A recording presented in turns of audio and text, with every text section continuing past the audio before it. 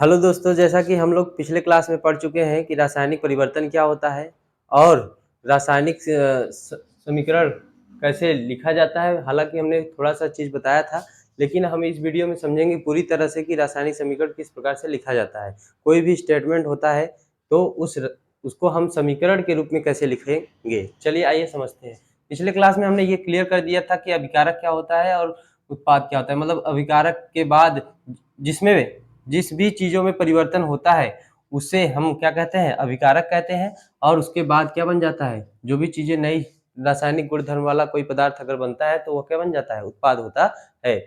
और हमने ये भी बताया था कि अभिकारकों को तीर के पहले लिखते हैं और उसके तीर के बाद निशान लगाकर तीर का आगे जो लिखा जाता है उसे उत्पाद कहते हैं। उत्पाद को पीछे लिखते हैं। चलिए देखते हैं क्वेश्चन नंबर 1 पे।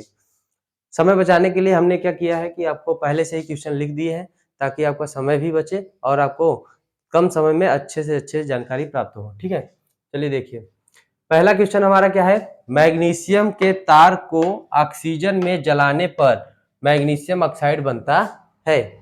ठीक है, तो यहाँ पे आपको पहले लाइन में क्या आपको देखने को मिल रहा है कि मैग्नीशियम के तार को ऑक्सीजन में जलाने पर, यानी कि मैग्नीशियम का तार होगा और ऑक्सीजन होगा, उसमें हम क्या करेंगे, उसको दहन अपक्रिया कराएंगे, यानी उसको जलाएंगे तो क्या मिल जाएगा हमें, मैग्नीशियम ऑक्साइड। यानी कुल मिलाकर एक चीज बनेगा, वो क्या है चीज, हमारा मैग्नीशियम ऑक्साइड। तो इसे पहले हिंदी में लिख लेते हैं, ठीक है ना। चलिए देखिए, पहले मैग्नीशियम होगा हमारे पास, मैग्नीशियम, ठीक है ना। फिर उसके बाद उसमें और क्या चीजें होंगी, ऑक्सीजन होगी, ऑक्सीजन होगा, ठीक है, मैग्नीशियम होगा और ऑक्सीजन होगा। फिर उसके बाद ये क्या बना होगा, जलाने पर मैग्नीशियम ऑक्साइड बना होगा, यानी कि यहाँ पे क्या लिखा होगा, magnesium, magnesium oxide, magnesium oxide, ठीक है। देखिए तो ये क्या हुआ, अभी भी ये रासायनिक समीकरण के रूप में लिखा तो है, लेकिन थोड़ा सा क्या हुआ है, आप शब्दों के रूप में देख पा रहे हैं इन्हें। लेकिन इन्हीं शब्दों को जब हम प्रतीक, इनके अणुसूत्र के रूप में या इनके प्रतीक चिन्ह के रूप में लिख देते हैं तो वह क्या बन जाता है, हमारा रासायनिक समीकरण बन जाता है। ठीक है बच्चों, तो देखिए क्या है, मैग्नीशियम का प्रतीक चिन्ह क्या होता है, Mg, ठीक है। और उसके बाद ऑक्सीजन का क्या प्रतीक चिन्ह होता है, O2, ठीक है। फिर उसके बाद क्या बन जाता है हमारा, मैग्नीशियम ऑक्साइड, MgO। इस तरीके से हमारा मैग्नीशियम ऑक्साइड बन जाता है। तो ये जो समीकरण आप यहाँ पे देख पा रहे हैं, ये वाला, जहां पे ये वाला, ठीक है, यही क्या कहलाता है, हमारा रासायनिक समीकरण। इस समय यह समीकरण देखिए, यहाँ पे एक मैग्नीशियम है, इधर भी एक मैग्नीशियम है, यहाँ पे देख रहे हैं आप दो ऑक्सीजन है, यहाँ पे एक ही ऑक्सीजन है। तो इस प्रकार से यह अपक्रिया के पहले का कुल तत्वों की संख्या, अपक्रिया के बाद के कुल तत्वों की संख्या समान नहीं है। इसका मतलब जब कोई भी ऐसी अपक्रिया लिखी होती है, कोई भी ऐसा रासायनिक समीकरण लिखा होता है जिसमें दोनों पक्षों के तत्वों की संख्या बराबर नहीं होती है, तो उसे हम कहते हैं कंकालिक समीकरण। क्या कहते हैं, कंकालिक समीकरण या रासायनिक समीकरण। कंकालिक रासायनिक समीकरण कह लीजिए, चाहे कंकालिक समीकरण कह लीजिए, ठीक है। और जब इन्हीं को हम बैलेंस कर देते हैं, बराबर कर देते हैं, तो देखिए यहाँ पे क्या है, Mg, मैग्नीशियम एक है, इस साइड भी एक है, चलो वो तो बराबर है। लेकिन यहाँ पे ऑक्सीजन क्या है, दो है, और यहाँ भी ऑक्सीजन क्या है, यहाँ पे एक है। लेकिन अब इस इधर आपको दो बनाना पड़ेगा। तो बच्चों हम एक बार बता रहे हैं आपको, यहाँ पे दो आप नहीं लगा सकते, ठीक है ना, यहाँ पे नीचे आप दो नहीं लगा सकते। इससे क्या होगा, नीचे लगाने से इनका फार्मूले, यानी केमिकल जो फार्मूला है इनका, यानी कि जो अणुसूत्र है, ठीक है ना, वो क्या होगा, डिस्टर्ब हो जाएगा, बिगड़ जाएगा। तो इसको सुधार करने के लिए आपको क्या करना पड़ेगा, यानी कि ऑक्सीजन की संख्या बढ़ानी है तो आपको यहाँ पे मोलों की संख्या बढ़ानी पड़ेगी। यहाँ यानी पूरे यौगिक के आगे आप संख्या लगा सकते हैं, ठीक है, यानी कि मोलों की संख्या इसके आप बढ़ा देंगे। तो यहाँ पे दो लगाते ही क्या हो गया, ऑक्सीजन आपका दो हो गया। लेकिन इसके साथ साथ देख रहे हैं आप मैग्नीशियम की भी संख्या अब 2 हो चुकी है। यानी कि जब आप किसी यौगिक में मोलों की संख्या बढ़ाते हैं तो उसमें लिखे सभी तत्वों की संख्या बढ़ जाती है। इस प्रकार देख पा रहे हैं आप। तो यहाँ पे मैग्नीशियम की संख्या 2 हो गई, तो इस साइड भी आप मैग्नीशियम की संख्या 2 करनी पड़ेगी। बच्चों हम इसी समीकरण को नीचे लिखते हैं, Mg प्लस O2। तो हमने सीखा कि यहाँ पे 2Mg लिखना है। क्यों लिखना है? क्योंकि इस साइड ऑक्सीजन की संख्या 2 थी और इस साइड ऑक्सीजन की संख्या हमने 2 कर दी, लेकिन इसके साथ साथ मैग्नीशियम की संख्या भी बढ़ गई। जब मैग्नीशियम की संख्या बढ़ गई तो हम इसको संतुलित करने के लिए इस साइड भी मैग्नीशियम की संख्या को 2 कर देंगे। तो इससे आप देख पा रहे हैं कि इधर भी जितने एलिमेंट्स हैं यानी तत्व हैं, उधर भी उतने ही तत्व हैं। जैसे कि देखिए यहाँ पे क्या है, 2Mg है तो इधर भी 2Mg है, इधर 2 ऑक्सीजन है, 2 इधर देखिए 2 का यहाँ पे मल्टीप्लाई हो जाएगा तो 2 ऑक्सीजन इधर भी होगा। तो इस प्रकार से ये जो समीकरण हुआ, इस समीकरण में और इस समीकरण में और इस समीकरण में क्या अंतर है? यह समीकरण जो लिखा हुआ है ऊपर वाला, उस समीकरण में आप देख पा रहे हैं कि बैलेंस नहीं है, दोनों पक्षों के तत्वों की संख्या बराबर नहीं है। लेकिन इस वाले समीकरण में आप देख पा रहे हैं कि दोनों पक्षों के तत्वों की संख्या बराबर है। तो इस समीकरण हम कह देंगे संतुलित रासायनिक समीकरण। क्या बोल देंगे? संतुलित रासायनिक समीकरण। ठीक है, यानी कि आपसे पूछा जाएगा कि संतुलित रासायनिक समीकरण किसे कहते हैं, तो आप बताएंगे कि जब अपक्रिया के पहले कुल तत्वों की संख्या और अपक्रिया के बाद के कुल तत्वों की संख्या अगर बराबर है तो उसी समीकरण को हम क्या बोल देंगे? संतुलित रासायनिक समीकरण कह देते हैं। और अगर कोई पूछेगा कंकालिक समीकरण क्या है, तो कंकालिक रासायनिक समीकरण क्या है, तो आप बोलेंगे कि जिन रासायनिक समीकरण में अपक्रिया के पहले की कुल तत्वों की संख्या और अपक्रिया के बाद की कुल तत्वों की संख्या अगर बराबर नहीं है तो उसे हम क्या बोल देंगे? कंकालिक समीकरण बोल देते हैं। ठीक है ना। और आपको एग्जाम में यही ऐसे ही कुछ रिएक्शन देंगे, जैसे हमने ये वाला लिखा हुआ है, ये वाली लाइन, इस वाली लाइन में जो लिखी हुई है आपको यहाँ पे, ऐसे ही आपको एग्जाम में दिया जाएगा और आपको उसका प्रतीक चिन्ह के रूप में लिखकर उन्हें हम बैलेंस करने को आपको बोलेगा कि निम्नलिखित समीकरण के संतुलित रासायनिक समीकरण करके, ऐसे करके आपको क्वेश्चन पूछा जा सकता है। चलिए आइए हमारे साथ आप दूसरा वही क्वेश्चन कर दिए और आप देखिए कि आप कर पा रहे हैं कि नहीं। ठीक है। अब बच्चों जब हम लोग इतनी मेहनत कर रहे हैं तो आपको बस इतना ही करना है कि अपने साथियों के साथ हमारा वीडियो शेयर करिए और उनसे भी हमारे चैनल के साथ जुड़ने के लिए बोलिए। ठीक है, अगर आपको पसंद आता है तो। ठीक है, यहाँ पे देखिए कैल्शियम कार्बोनेट क्या है? कैल्शियम कार्बोनेट तथा, क्वेश्चन एक बार पढ़ लेंगे हम लोग, फिर उसके बाद समझेंगे कि इसको कैसे करना है। हालांकि कैसे करना है आपको बता ही दिए हैं, बस आप देखिए कैल्शियम कार्बोनेट तथा हाइड्रोक्लोरिक अम्ल की क्रिया के फलस्वरूप कैल्शियम क्लोराइड और कार्बन डाइऑक्साइड गैस।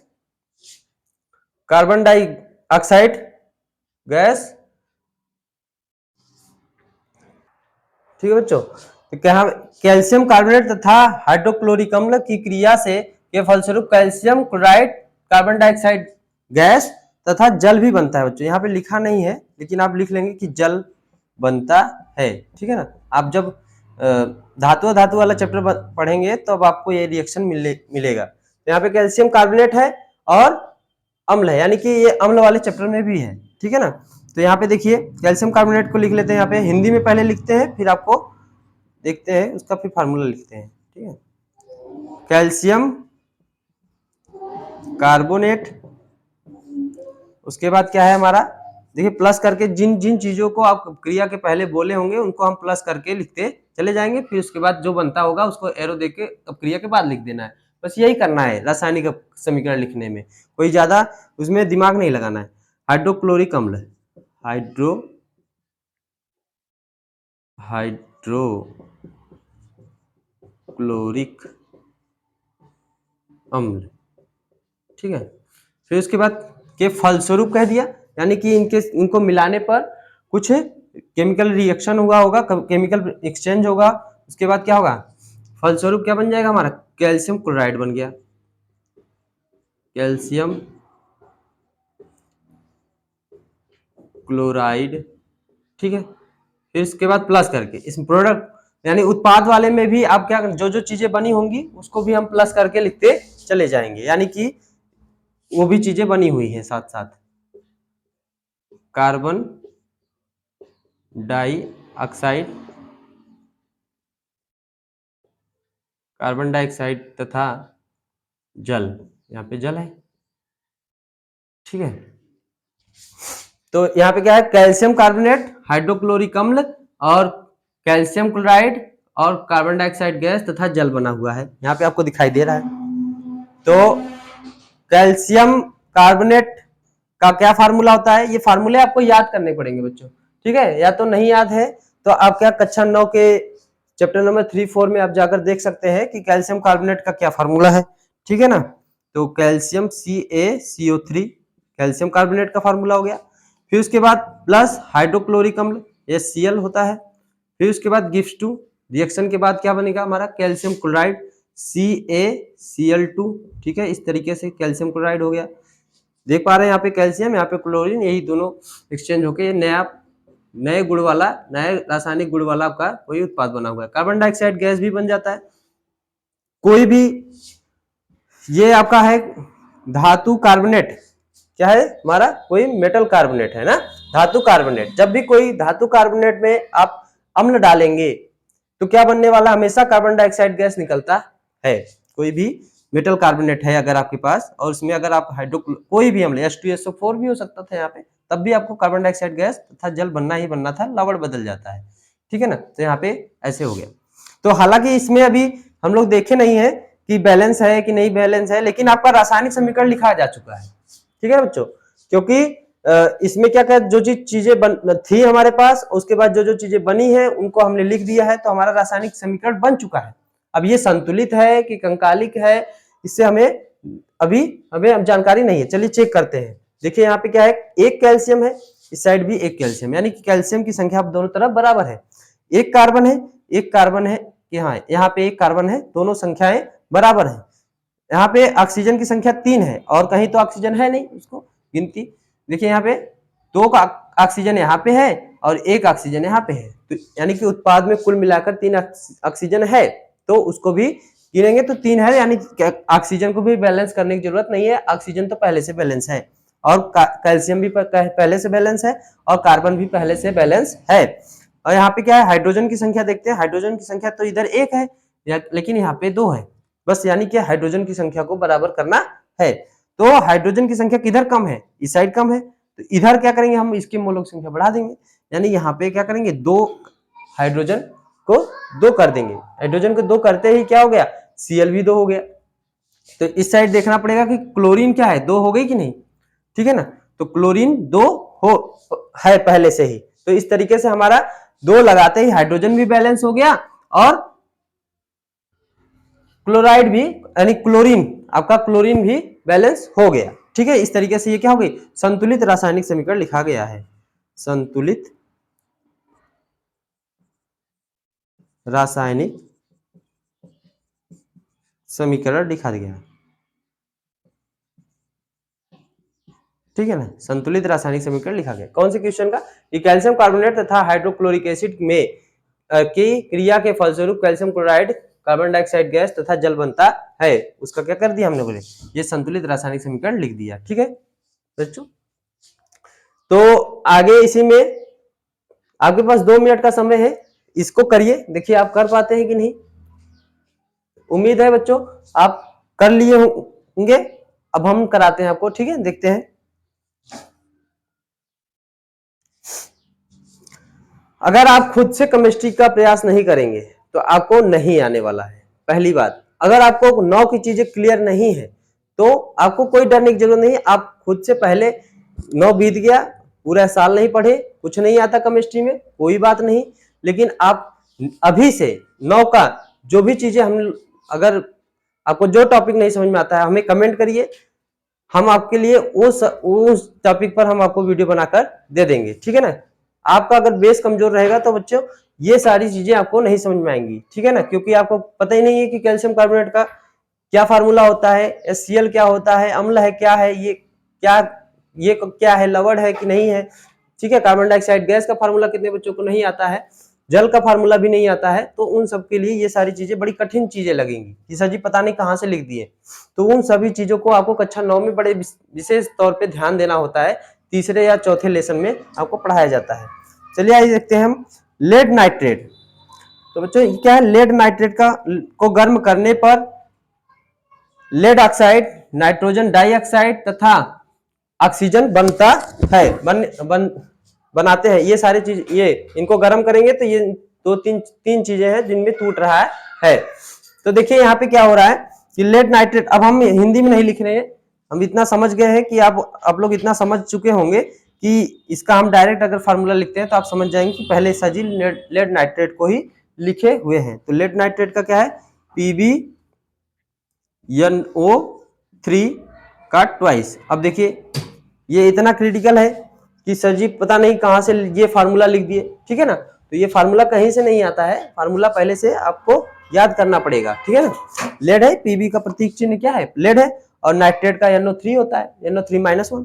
तो इस तरीके से ये लेड नाइट्रेट हो जाता है। जब इनको गर्म करते हैं, यानी कि गर्म करने का साइन होता है, यहाँ पे गर्म कर लिख दीजिए, चाहे आप समीकरण में और भी चीजें होती हैं, जैसे यहाँ पे गर्म लिख दीजिए, चाहे आप त्रिभुज का सिंबल बना दीजिए। त्रिभुज का सिंबल बनाने से क्या लगेगा कि इसमें क्या किया गया है, जो आपका अभिकारक है उसमें हमने उसको गर्म किया हुआ है, ठीक है ना। तो इसी एक प्रोडक्ट से क्या हुआ, और भी क्या क्या बनी है देखिए, यानी एक सबस्टांस, ये क्या है, अभिकारक है। तो एक अभिकारक से क्या क्या बना हुआ है, लेड ऑक्साइड, यानी कि PbO, डायरेक्ट मैं लिख रहा हूं, ठीक है ना बच्चों।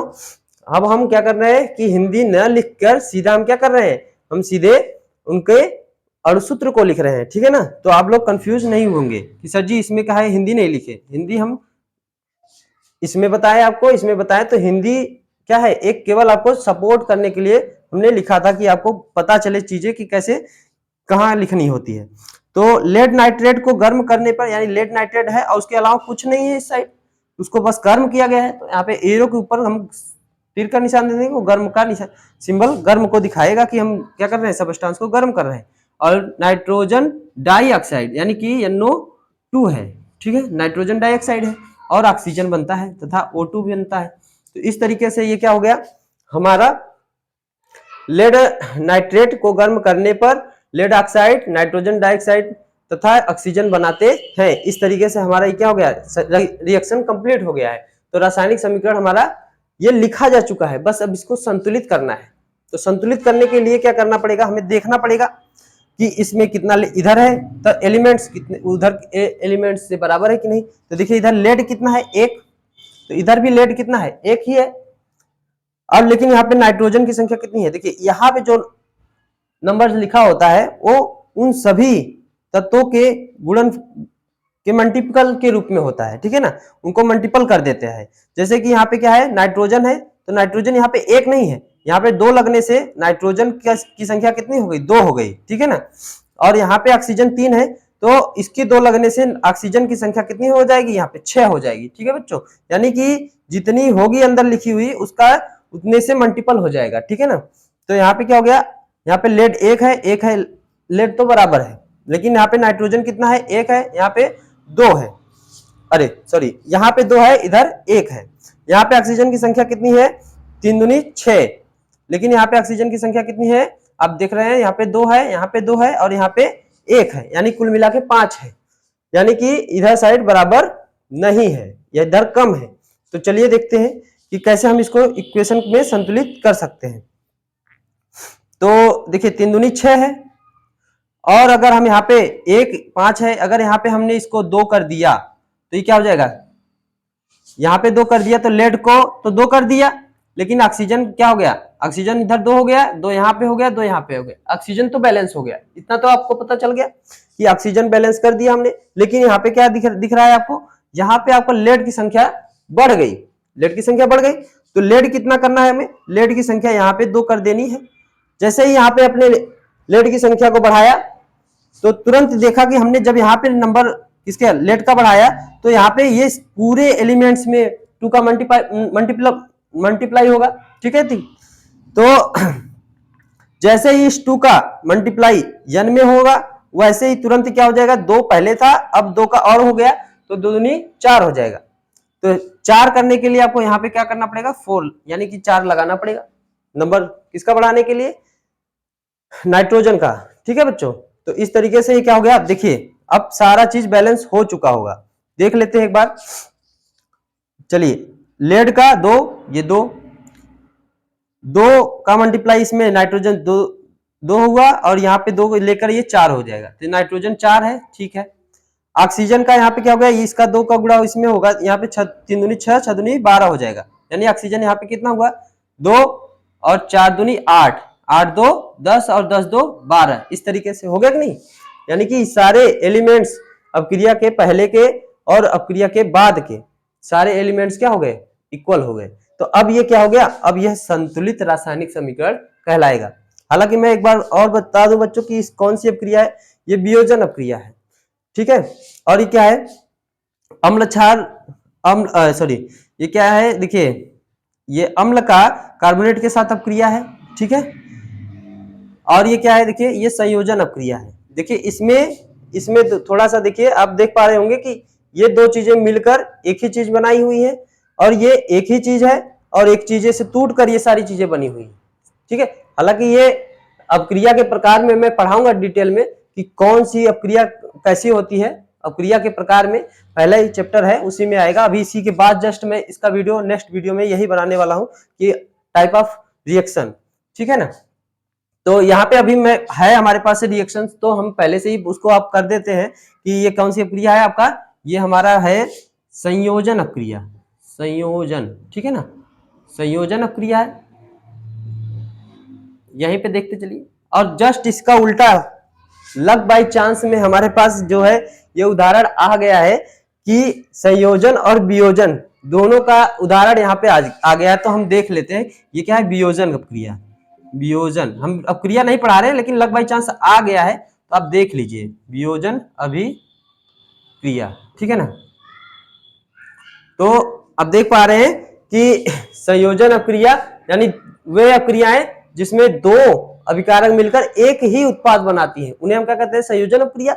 और वे अपक्रिया जिसमें एक ही अभिकारक टूटकर अन्य कई उत्पादों में जब टूट जाता है तो उसे हम वियोजन अपक्रिया कहते हैं। ठीक है ना, तो उम्मीद है बच्चों आपको वीडियो पसंद आई होगी और हमारा जो उत्साह है वो आपके सब्सक्रिप्शन और लाइक और कमेंट पर डिपेंड करता है बच्चों।